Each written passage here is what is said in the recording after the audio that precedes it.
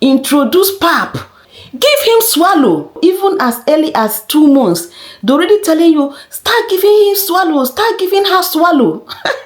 The pressure, especially first-time mom experiences with introducing cereals and adult food in the first 6 months of their baby is something no one talks about. Wham. I do motivational content and speak about difficult and interesting topics no one wants to say about.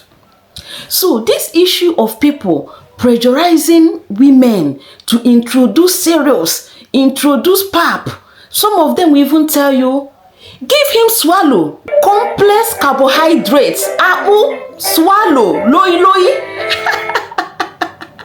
This pressure is worse for women who are breastfeeding.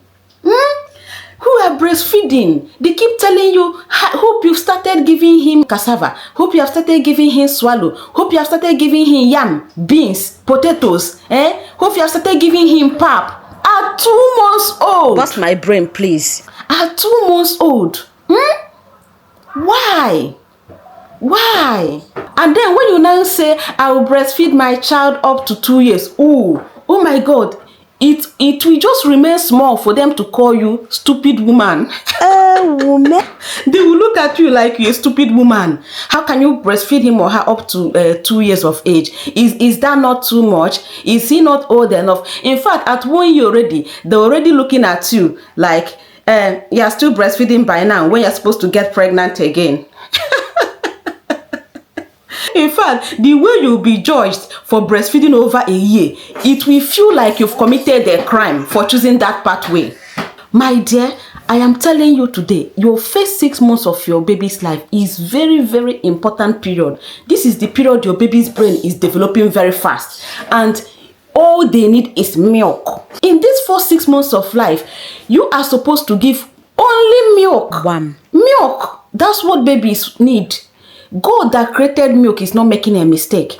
So these babies, their intestines are very fragile. Their gut system are very fragile. So these babies basically depend on your milk.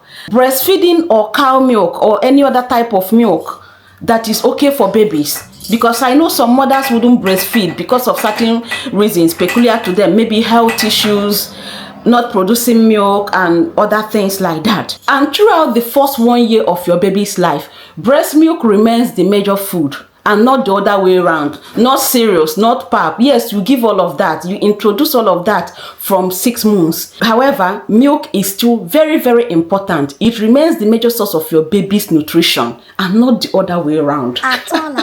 However, I understand that every baby is the same. But my dear, speak to your doctor if you are confused at any point. And to all mothers who has chosen this pathway of breastfeeding, I give you all your credits. Yes, sir.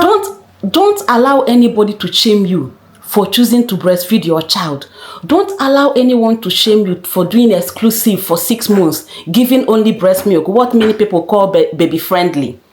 Don't allow anybody to shame you for breastfeeding your child to up to 1 year. Don't allow anyone to shame you for breastfeeding your child up to 2 years. To those mothers who couldn't breastfeed for any reason, my dear, you are doing an amazing job already. A round of applause. So I don't know if this is peculiar to Nigeria or other African countries and other nations. I don't know, but if you experience this type of pressure, especially as a first-time mom, please, I want you to drop this in the comment section.